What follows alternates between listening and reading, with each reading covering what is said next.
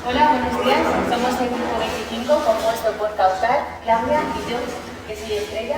Os vamos a hablar de un consumidor que no es más que un elastómero de silicona similar a una silla de moldear que encuentre una vez sacada de su embarazo. En el índice se muestra que hemos dividido nuestro trabajo en 6 apartados: origen de la idea, elaboración de progresos, método experimental, aplicaciones, conclusiones y integración. A continuación os dejo con mi compañera Claudia. Bueno, un poquito del origen de la idea. La verdad es que surgió un poco por casualidad. Como sabéis los que tenéis dispositivos de Apple, los cargadores suelen romper por el extremo. Entonces yo ya estoy harta de que me ocurra siempre lo mismo y me pregunté cómo puedo solucionar este problema sin tener que comprarme un nuevo cable. Buscamos en internet y nos encontramos con el Subru. Y aparte de las propiedades de este material, nos llamó mucho la atención la historia de su creadora Jane. Esta chica estudió diseño del producto en la Royal Academy of Art de Londres y utilizó este elemento en su proyecto de final de grado. Al igual que a nosotras, se le pasó una idea muy similar por la cabeza. Esta chica quería reinventar las cosas, no quería comprar utensilios nuevos para sustituir aquellos que ya no funcionaban. De esta forma lo llevó al mercado, pero no tuvo éxito, hasta que consiguió sus primeros pinitos y ya fue cuando recibió las subvenciones. En un inicio a nosotras el Subru nos pareció un poco carillo, entonces decidimos realizar nuestra propia reproducción casera partiendo de materias primas como maicena y silicona. Y le paso la palabra a mi compañera Cautar. Bueno, en cuanto a la elaboración de esta masilla, lo que hemos utilizado son una balanza, unos guantes, los colorantes son opcionales, y en cuanto a los materiales, pues maicena y silicona. La maicena es un polisacárido formado por dos polímeros que son la amilosa y la amilopectina. Y la silicona es un polímero derivado del silicio, cuya estructura se trata de largas cadenas de carbono con átomos de oxígeno y de silicio alternados. En fin, el modo de elaboración ha sido muy sencillo. Lo que hemos hecho es coger primero pesar el vaso para luego ir restando el peso del vaso al peso total de la maicena con el vaso o de la silicona con el vaso, para no tener un margen de error muy grande. Bueno, cogimos 35 gramos de maicena, 37,5 de silicona y los hemos mezclado. Hemos ido amasando progresivamente hasta obtener una masa totalmente homogénea. Una vez obtenida, lo que hemos hecho es darle una forma más o menos cilíndrica y luego adherirla a dos ganchos, uno por cada extremo. Y lo que hemos hecho es enfriarlas es endurecerlas en diferentes medios de endurecimiento. El primero, la A ha sido en frío, la B a temperatura ambiente y luego la C en una incubadora casera. Y estas probetas las hemos utilizado para el ensayo de tracción, mientras que esta es lo mismo, pero le hemos dado una forma cilíndrica para utilizarla en el ensayo de dureza. Estas, bueno, la forma de hacerlas ha sido la misma, o sea, dándole una forma cilíndrica, pero estas las hemos comprado, o sea, el Subru es comercial. Pero sí que las hemos endurecido en los mismos medios de endurecimiento para luego compararlas con las nuestras. Y estas le hemos dado una forma cilíndrica para el ensayo de dureza y la otra para penetración de líquidos y resistencia. Bueno, estos son los medios que hemos utilizado para el endurecimiento. La nevera, que tiene una temperatura de 6 grados centígrados aproximadamente, que es la del Colegio Mayor de Clau. Luego, en una habitación a temperatura ambiente y por último, pues en una incubadora casera. Os dejo con Clau. Vale, ahora vamos a los ensayos. A ver.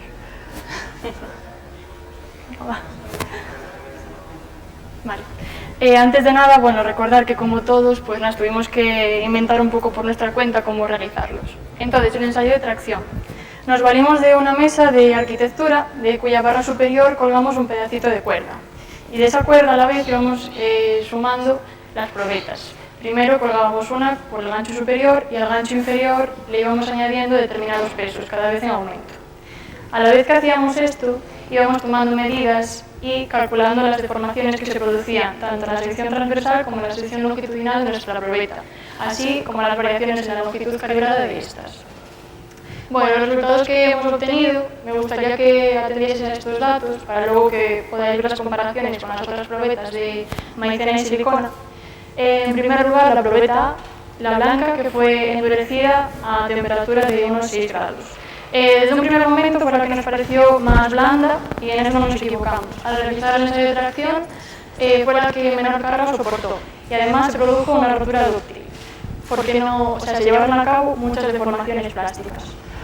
Luego la azul, que fue endurecida a temperatura ambiente, aproximadamente unos 25 grados.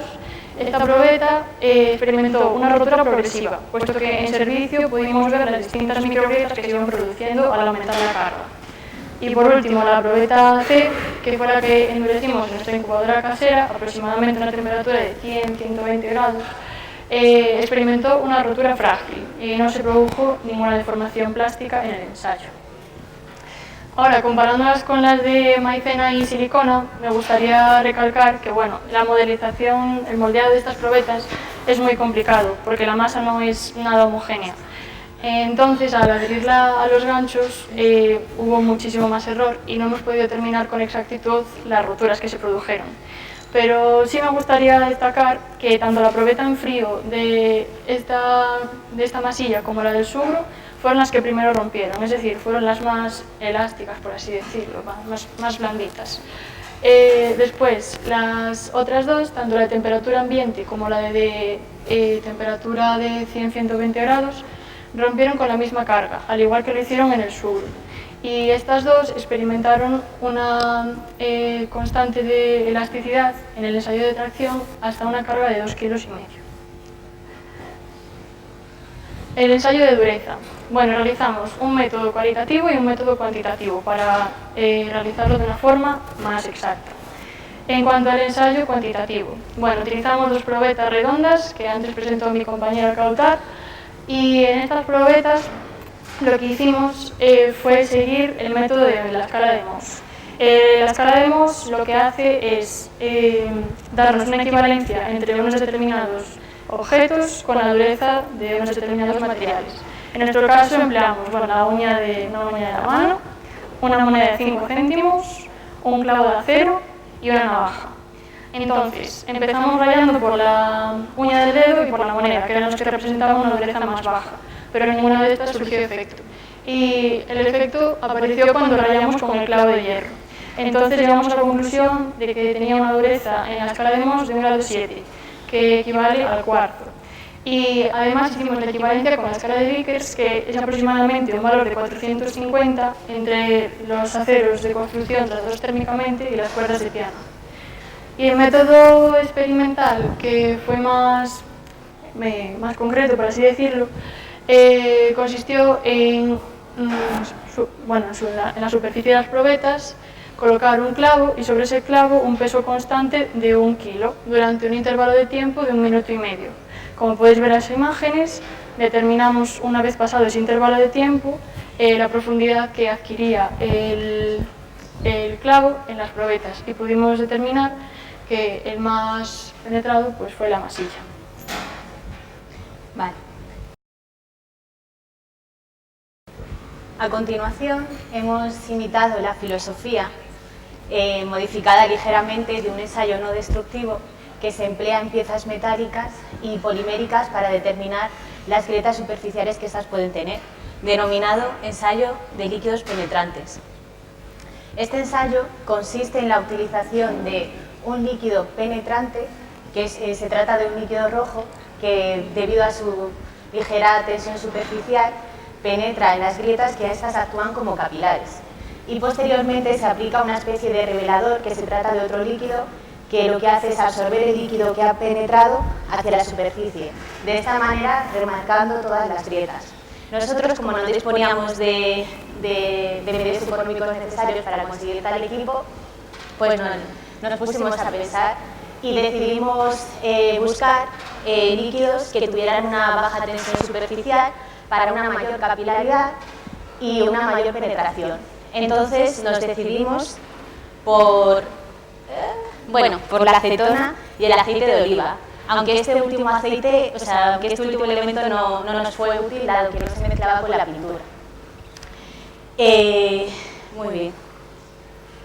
Pero hubo una variable que no tuvimos en cuenta, y es que no comprobamos que el líquido fuera afín a la superficie en la que lo íbamos a aplicar. Entonces ese es el problema que nos surgió con la probeta de Sugru, que fue totalmente que la acetona no penetró en ninguna grieta de estas, se mostró totalmente reacio. Sin embargo, con la probeta de maicena tuvimos más suerte. Como podéis observar, y como mi compañero os va a pasar, quedaron remarcadas muchas grietas. Nos pareció interesante este método, dado que para comparar los acabados superficiales de diferentes materiales, ya que siempre nos interesa tener una superficie más homogénea, y también remarcar que las grietas o discontinuidades son puntos de concentración de tensiones. Vale, espera, me he ido. Vale. Proseguimos experimentando con el ensayo de resistencia a líquidos. Nuestro objetivo es medir la variación de propiedades de nuestras probetas cuando las sumergimos en diferentes líquidos agresivos.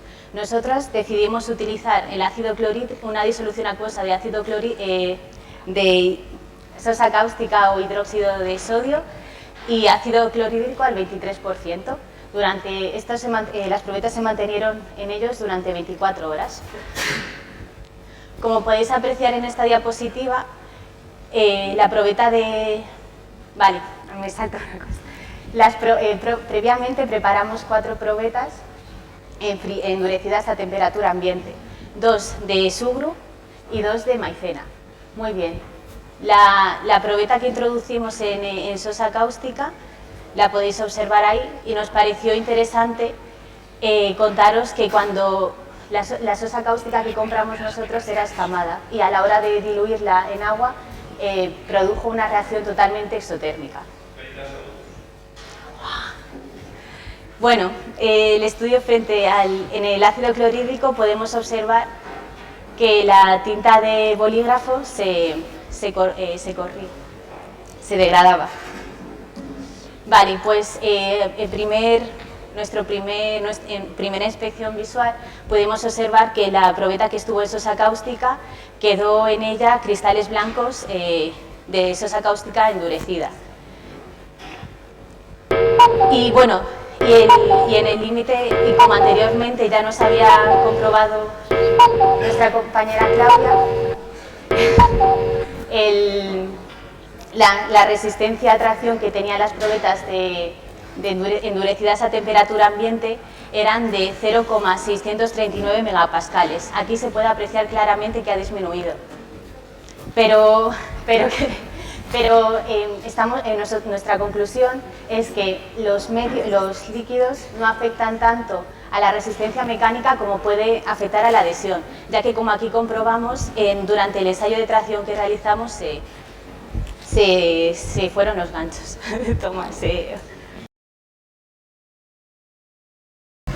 Bueno, en cuanto a las aplicaciones, irán muy rápido porque ya no hay más tiempo. Al principio, como podéis ver, se ve que es una masía muy simple, pero presenta unas propiedades realmente importantes, como el hecho de que se adhiere a todo tipo de superficies, pues podemos reparar con ello varios objetos en la vida cotidiana. El hecho de que sea un aislante térmico y eléctrico, bueno, utilizamos también lo que dijo Claudia al principio, la reparación de campos, o también los monos de las uñas.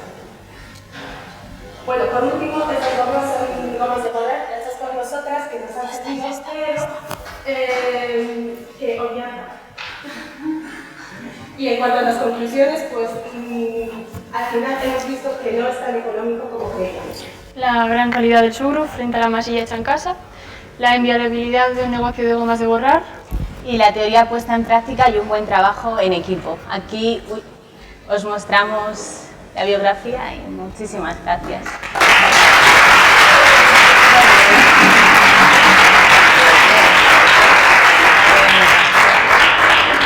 ¿Alguna pregunta?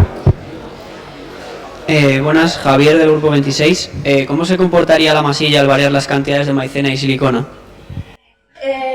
Bueno, nosotros hemos escogido la cantidad 35 de maicena y luego 35,7 de silicona porque esas cantidades son las que nos dan esa masa homogénea, porque luego al principio hemos intentado con otras cantidades, por ejemplo, cuando teníamos más cantidades de maicena, pues la masilla se endurecía más rápido de lo Luego, cuando teníamos más cantidades de silicona, lo que pasaba es que era como muy pegajoso, más servido para nada.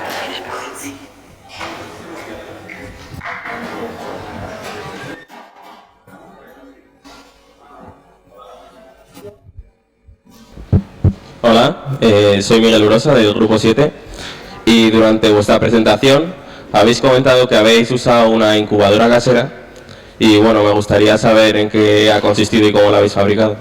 Sí, te respondo yo. Bueno, era simplemente una caja de cartón, le hicimos un agujerito por arriba donde introdujimos la bombilla con el cable que enganchamos luego y hicimos luego un recorte rectangular para poder meter la probeta y poder ver desde fuera como, bueno, si pasaba algo en el interior, por si nos quemaba algo. No ocurrió nada malo. Y también destacar que lo recubrimos con polietileno expandido, para que, bueno, con polietileno expandido, porque como es un aislante térmico, pues así podríamos obtener un menor margen de error. Gracias.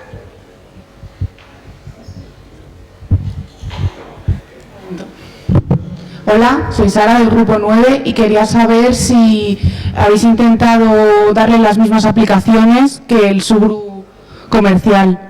O ni siquiera lo habéis intentado. Han salido antes imágenes de cogiendo cacerolas, reparando cables. Sí, bueno, yo lo utilicé para el cable de mi móvil, por eso dije que fue el origen de la idea.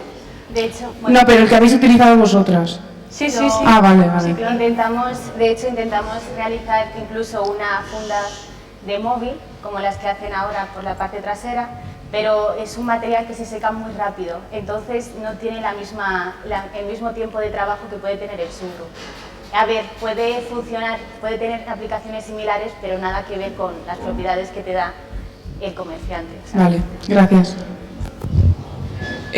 Buenas, soy María del grupo 19 y mi pregunta es que a Claudia, que tú has comentado de que es verdad que los cables de Apple son bastante malos y que lo has usado en tu móvil. Sí. Vale, ¿ves algún beneficio respecto a ese recubrimiento que a usar, por ejemplo, los que hay de fibras plásticas entrecruzadas, por ejemplo?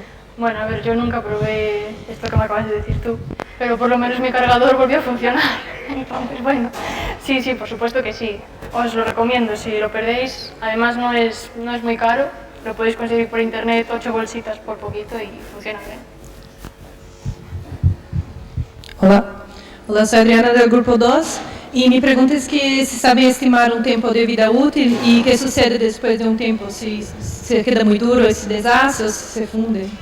La verdad es que es un material de muy buena calidad, lo hemos comprobado, de hecho tampoco hemos tenido en cuenta un largo periodo porque este trabajo lo empezamos a hacer desde hace mes y pico.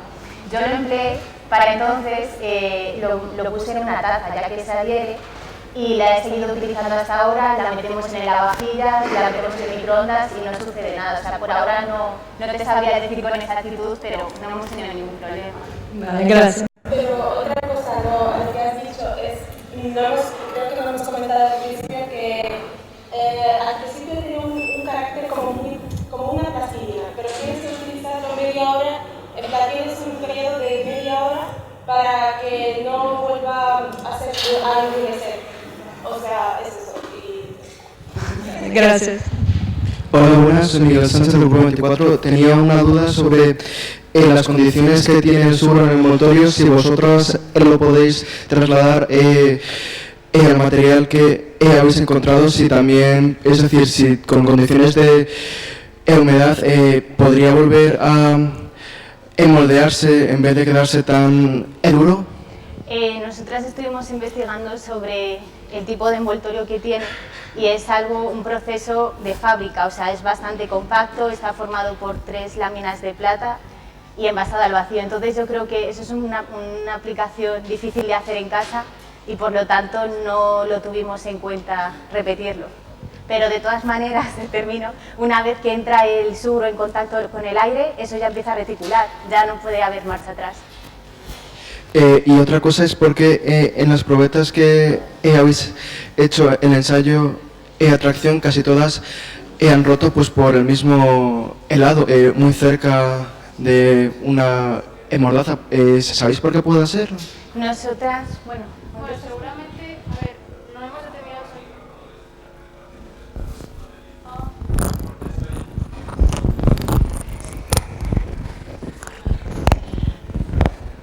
Bueno, la sección arriba, o sea, los extremos no era totalmente uniforme, entonces los extremos era como más delgadito y suponemos que fue por eso. Nosotros determinamos el tipo de rotura, pero eso también nos llamó la atención, la verdad, pero creemos que fue porque era más delgadito y tenía más posibilidad de romper. Gracias.